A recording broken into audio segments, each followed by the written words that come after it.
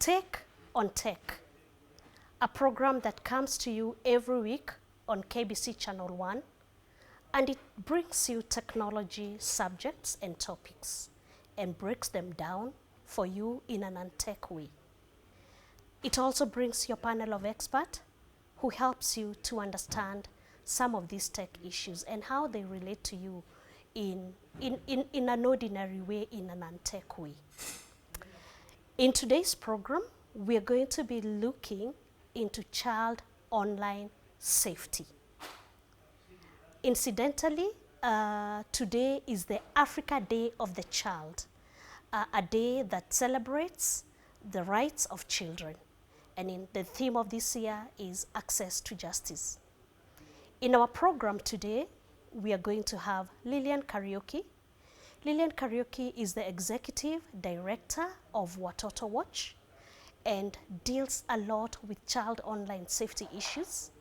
She will be joined by Joy Katunge, and Joy is an advocate of the High Court and who also specializes in child online safety cases. Welcome to the program. We see that technology is now being very useful. You know, it's helping children to have classes. Some are actually having normal classes on the online platforms. But besides that, they're also socializing and meeting their friends online. And I have noticed, because my children also do classes, so I've noticed like during break time is actually a break time, because that is the time they catch up and talk about their issues. But Lillian, in your assessment, how are Kenyan children spending their time online? Because, you know, we know that all of it is not on education. Mm-hmm. And in your work, maybe you can just tell us how they're doing that. Majorly, especially during this COVID time, we are seeing children engaging in a lot of communication, especially the fact that they've not seen their friends. Children are engaging in matters, gaming and communication. The fact that now they are home, they're not seeing their friends. We've seen an increase in the number of children communicating in social media platforms.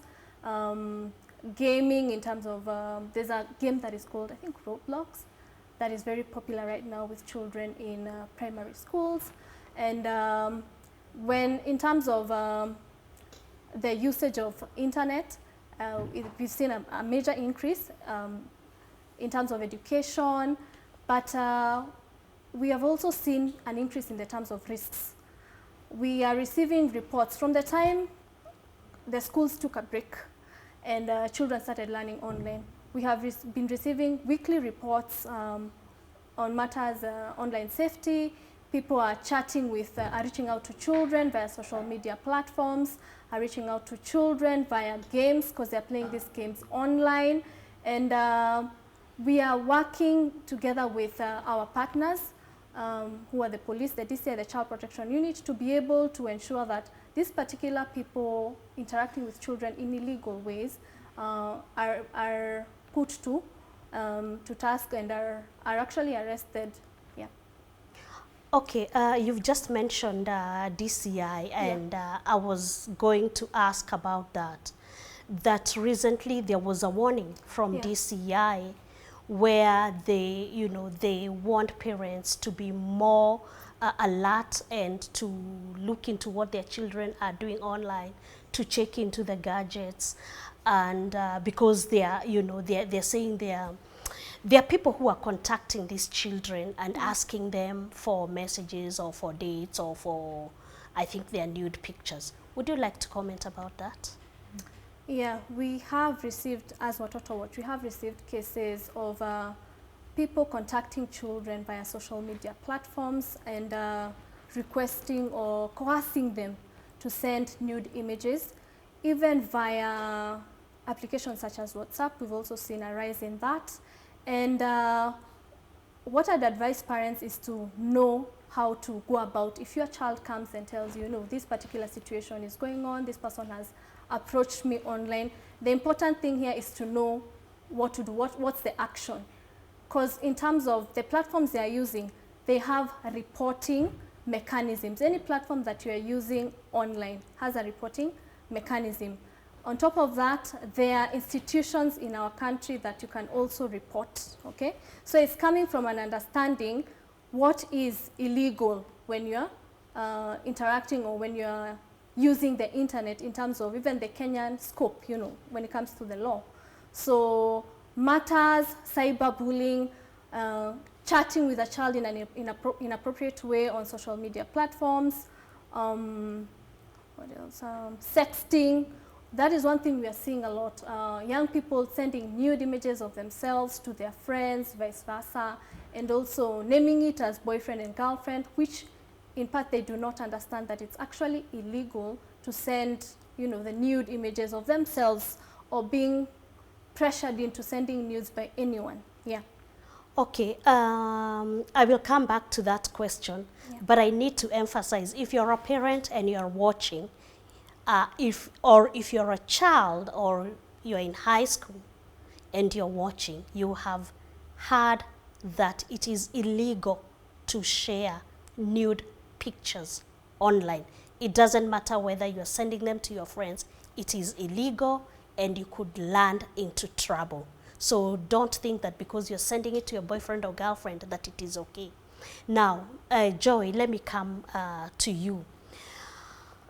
And just picking it from where Lillian left.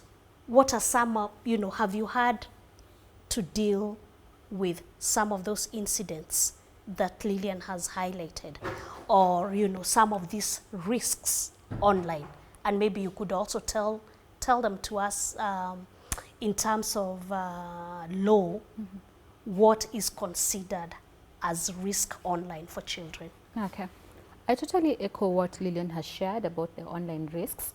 What maybe I'd like to add is that when a case is reported at first, a case may come to me as a case of sexual abuse, just a defilement case, or this was reported as a child who's been delinquent, a difficult child.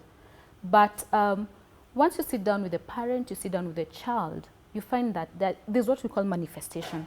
Behind this sexual abuse case, behind this defilement case, there was some sort of communication that began.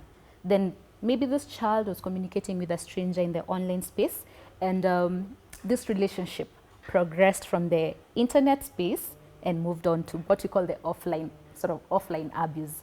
So once a child undergoes counseling and lots of talk where they gain confidence, that's when you come to realize, aha, this was just not a case of sexual abuse offline. This was not a case of defilement.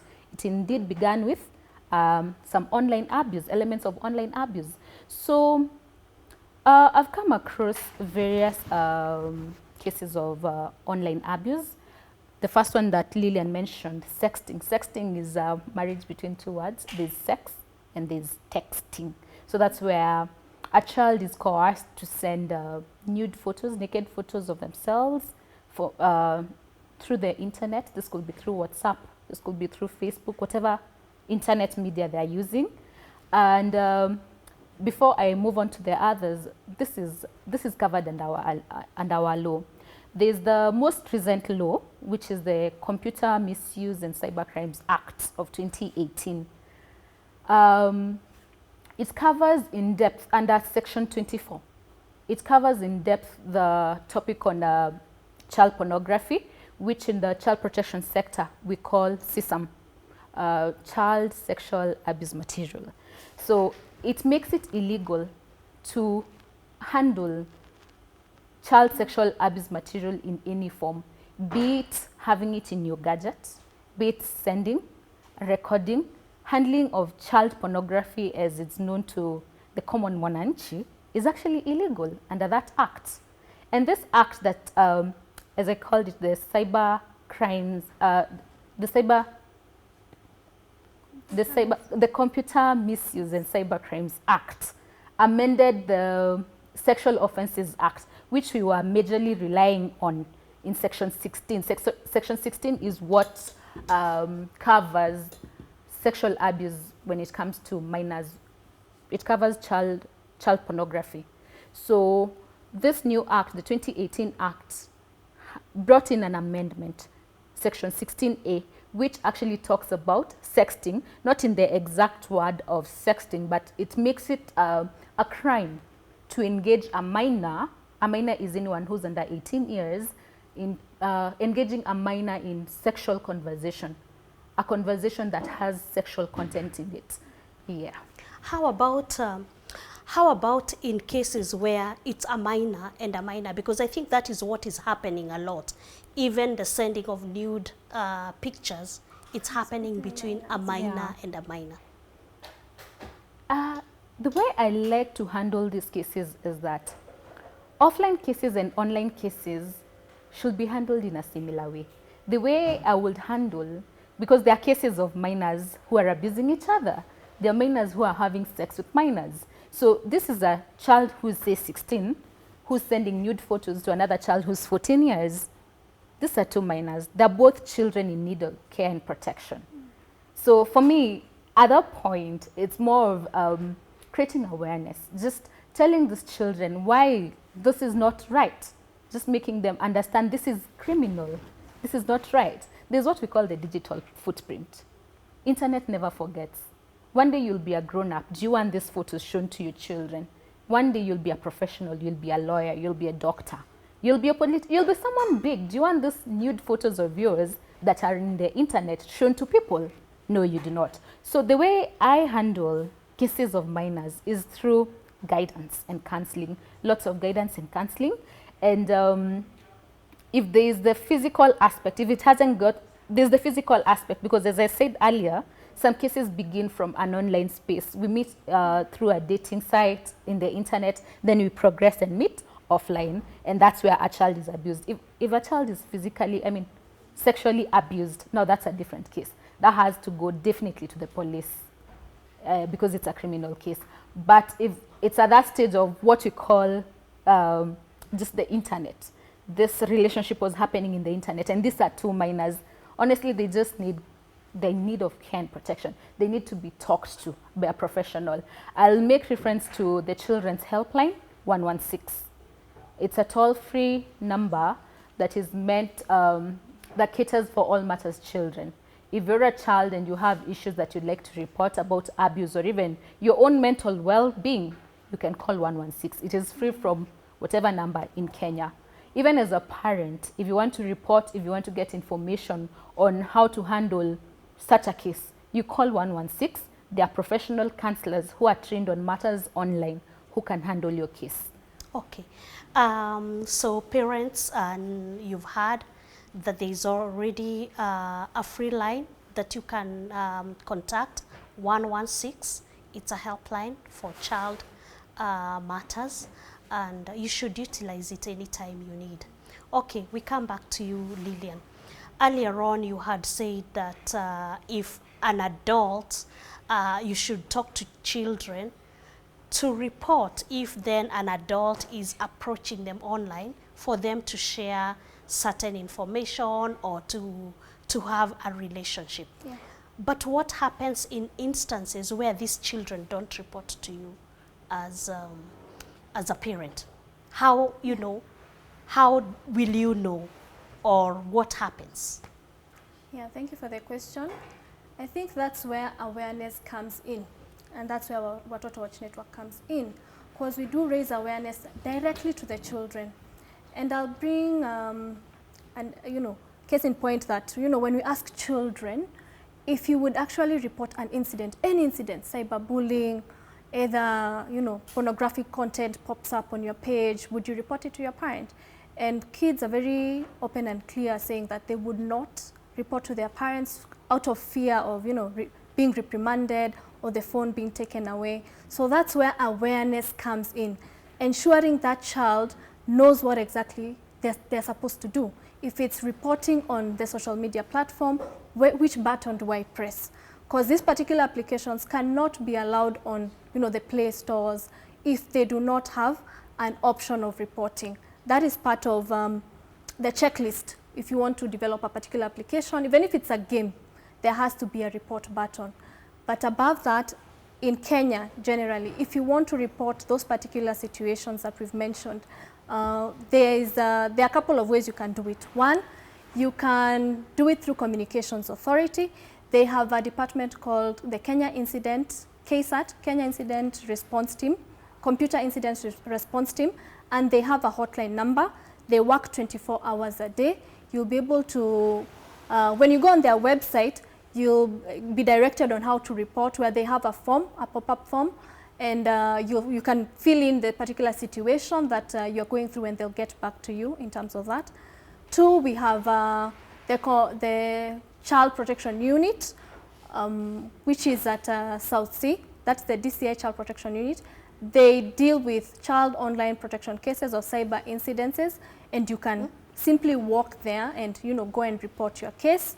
So those are 3 ways you can report. You can also report through us, and we'll be able to refer to these particular agencies to help you.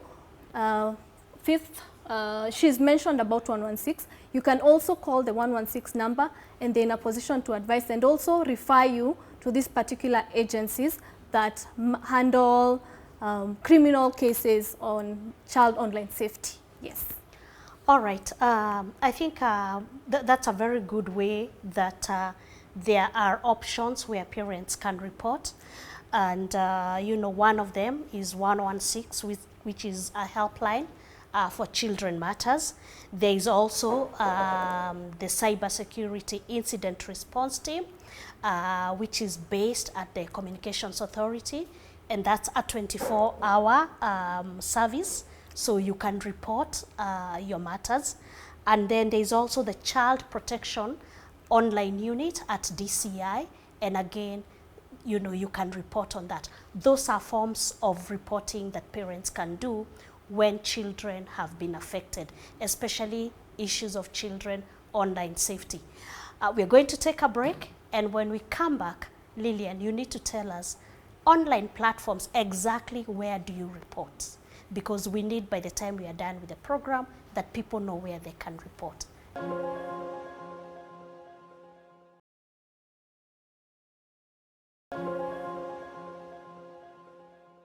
Take on Tech continues.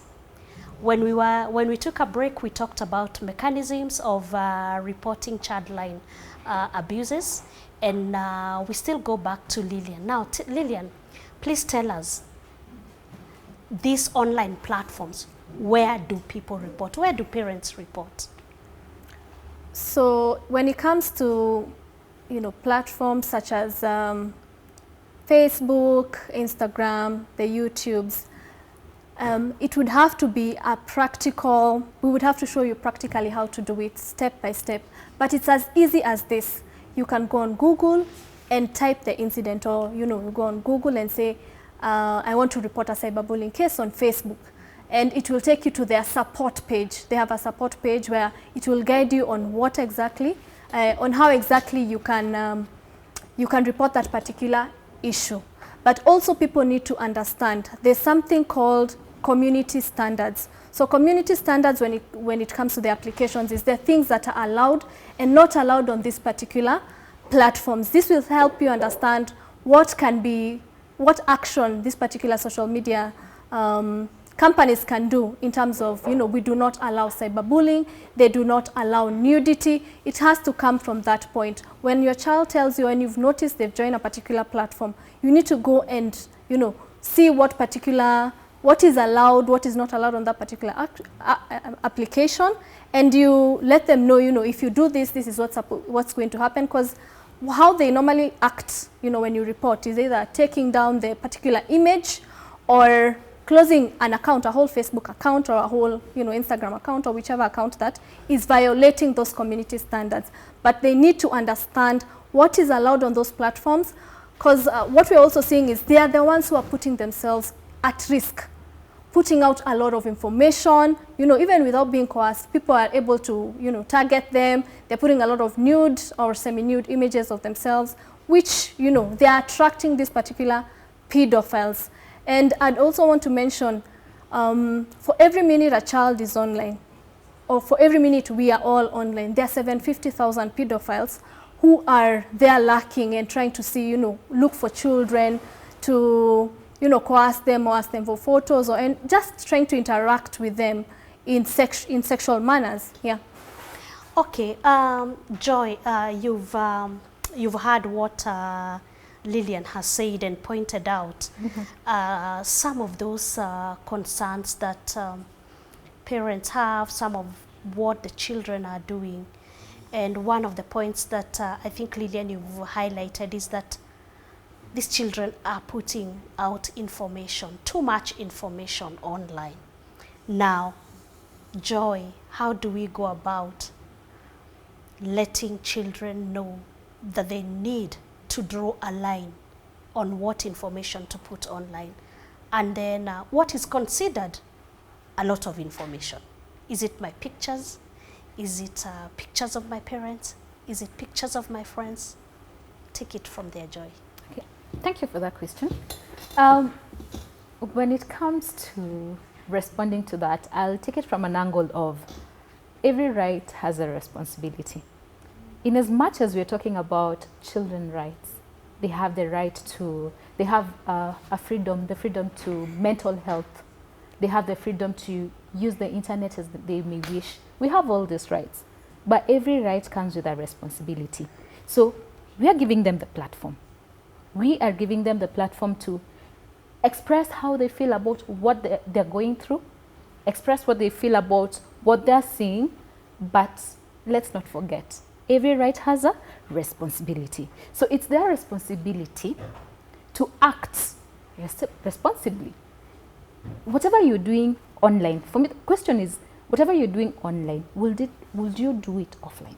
If it's a photo you're putting out there, say naked or semi-naked, is it a photo you'd be comfortable showing to your mom seated next to you, showing to your pastor, showing to your sheikh? Is it something you'd be comfortable doing in the offline space?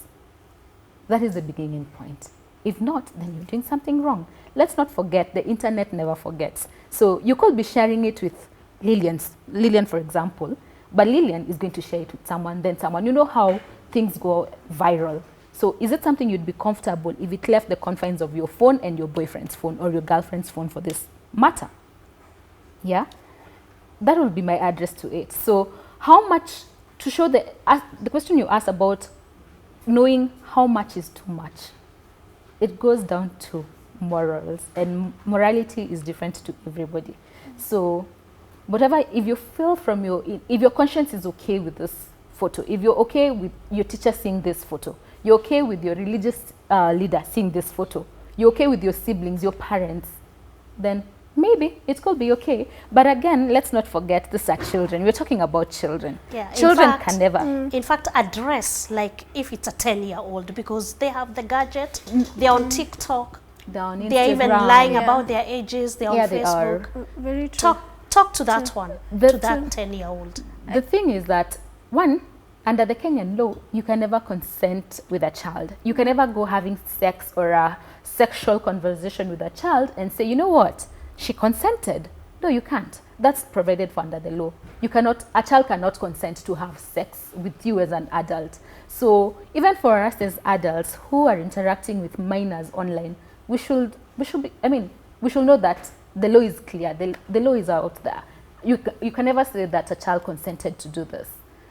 Yeah? Yeah. In addition to that, I think parents need to have a conversation in terms of what is, personal, information, phone numbers. They need to be very clear. What can you not post? Is it your physical address where we live? There are a lot of hiccups or misses parents are missing when it comes to allowing their children online. Yeah. And the other thing, maybe just to add on that, is that these children, I refer to them as digital natives. True. For you and me, probably we interacted with the internet in our adult lives thanks to campus assignments. At work, you have to deliver a typed report. But for these children, they were born and found a tablet on the phone. They found their photos on a phone. They're in school right now. They're learning through Zoom. This is an experience that has begun and will most likely be picked up from here. We'll be having classes even after Corona is gone, after COVID is contained. True. Chances are high that we'll still continue the same practices of having classes online. So, I mean, you know what you get what I'm saying. Yeah. in addition to something that you had asked earlier, there are cases that we have seen online in terms of people are sharing a lot of, you know, images of children online in terms of raising awareness of what is happening. They should also understand, as much as you see something online, it's child related. Even if it's a new child, you're trying to inform other parents in a WhatsApp group, or, you know, this is what's happening to these children. It is illegal. The circulation of inappropriate images of a child is illegal in our country. Even if you are doing it from an, you know, I'm trying to warn parents about this or that, you need to understand the correct forms or how to report a particular video or a particular photo the correct way, because you might be putting yourself in a chain or in a line of arrest without knowing that it is actually legal. Handling of any child sexual abuse material, be it you're the one who's producing, publishing, storing it in a gadget, even the way you find that, I find a video, like those videos that go viral on Very WhatsApp, true. I forward it to someone, have you seen, illegal. this is happening, be careful, I mean, handle your children with care. Very true. You're committing a crime unknowingly. Just sharing that. Very And true. I like to attribute that to the fact that the reporting platforms are not well known. I want to believe that if parents, if these caregivers knew about the place to report these cases, they wouldn't be circulating them all over. They would be reporting them directly. And as we had shared earlier, those are the available reporting platforms. Talking about the digital natives, I lost the trail of thought a bit. These children have been born in an environment where internet literally controls everything. They're having their classes online. They're attending church online. Probably the parents work abroad. There are cases where children never get to see their parents. They're working abroad. So the conversations you have with your mom, your dad, they're being done online. And for us parents, we want to fold our arms and say, you know what? Sisi ni watu analog. Those children are digital. That is the line of weakness. That is where the problem will come in. You have to embrace the times as they are moving. You have to learn how to use this TikTok. You have to learn how to use this WhatsApp. You have to learn, I mean, learn to use your phone beyond making a call and reading a text. A lot of these things that are happening, if the parents out there knew what their children were doing, they could have been stopped before they got to where they are. So it's about time that parents, caregivers, religious leaders, teachers accepted that this is the internet generation. Move with the times. Understand these things. Understand those applications. Join them. Yeah. I mean, there's nothing wrong with joining TikTok. You may call it kiddie, but at the end of the day, I'd love to know how it works so that when I see my child using TikTok, I'll be sure saying, my son is safe, my daughter is safe. So the point to take home is that just embrace technology, know what they are doing, do what they are doing so that you can be able to do it better. I like here. Okay, Lillian. And to add on to that, as much as there are parents who are fearful of, you know, wanting to understand whatever their children are doing online, they need to remember if something happens to their child online, they'll also be affected one way or another. If it's a crime they've committed online, the cops will be at their door. Yeah. So they need to embrace it and understand, you know, to a particular extent, at least how to ensure that their children are safe, and they play their part. Buying a phone is one thing, yeah, but you cannot entrust that this child will use it how you want them to use it, you know, or in a safe way. You have the responsibility to ensure they're using it the right way. Yeah. Okay, I like what both of you have said. Yeah. And in particular, I like the point that parents need to learn some of, you know, how some of these digital platforms function. And I'm just wondering, can you give tips to parents on say how they can manage and work with their children in managing how that time is spent online?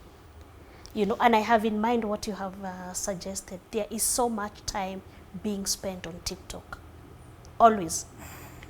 And there's the other thing, Lillian, the bit about likes. I hear it's big. So somebody wants to put a video, they're ever there wanting to know how many likes they have on their work. Take it from there. So, you know, in terms of likes and followers, how the young people look at it is the more followers you have, you know, the more popular you are.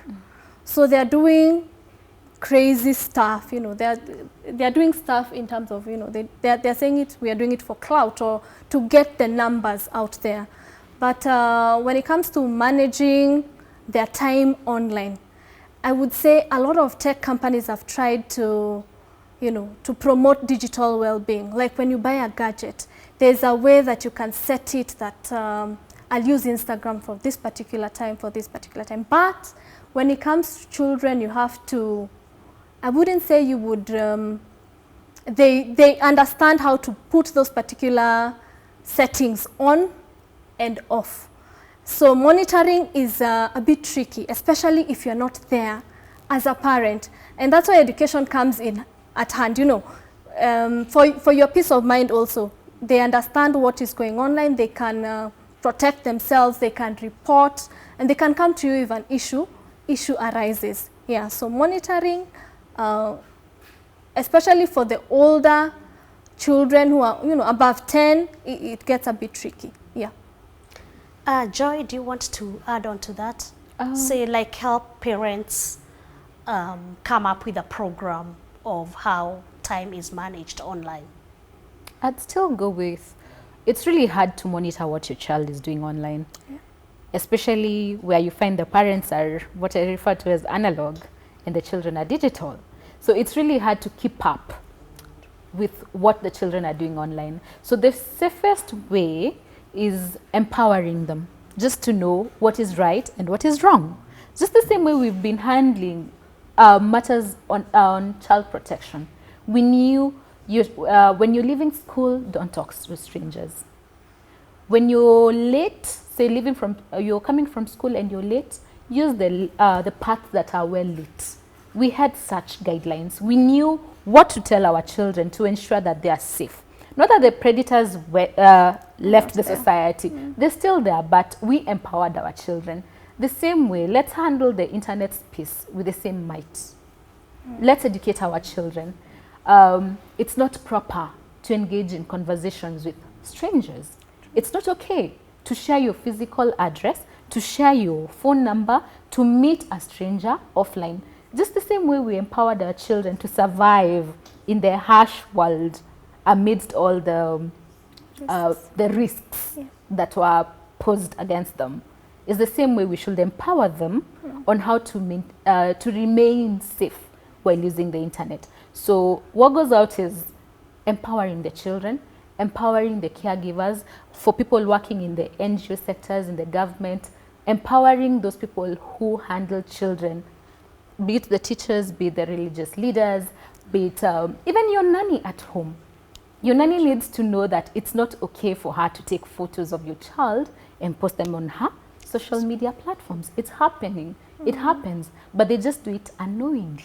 So passing the knowledge, empowering is what is going to help us. I like that bit about empowering, and maybe Lillian, you can also comment on that. Yeah. Yes, we are telling them not to share too much information. We are telling them not to share nude pictures with strangers. But there was also a case that was being discussed on social media about a brother and a sister, cousins, that this is happening. Again, please help parents understand and how to address that, because you think that they are safe. They are safe dealing with their relatives. I think it still comes from the point of awareness. You need to understand as a parent the risks that are out there, which we've highlighted some of them. And it needs to be very proactive learning, continuous, because technology keeps on changing. So new risks are coming up on a monthly basis, yeah? So you need to be on it all the time to learn more information on how to protect our children online. I also want to add on, if you go on our website, watotowatchnetwork.org, we always update on the new cases, or we have a lot of resources in terms of online safety, even when it comes to reporting. If it's an incident on the particular platforms that we've mentioned, Instagram, Facebook, we have a slot where we have a reporting. You can press the reporting button, and we've set the links very clearly and easily for parents to get the particular information that they need. If it's reporting on YouTube, reporting on Instagram, they'll be able to, just by a click of a button, be able to know how to report those particular incidences. Yeah. So it boils down to awareness. You cannot ignore the fact that you have to learn from scratch if you're analog.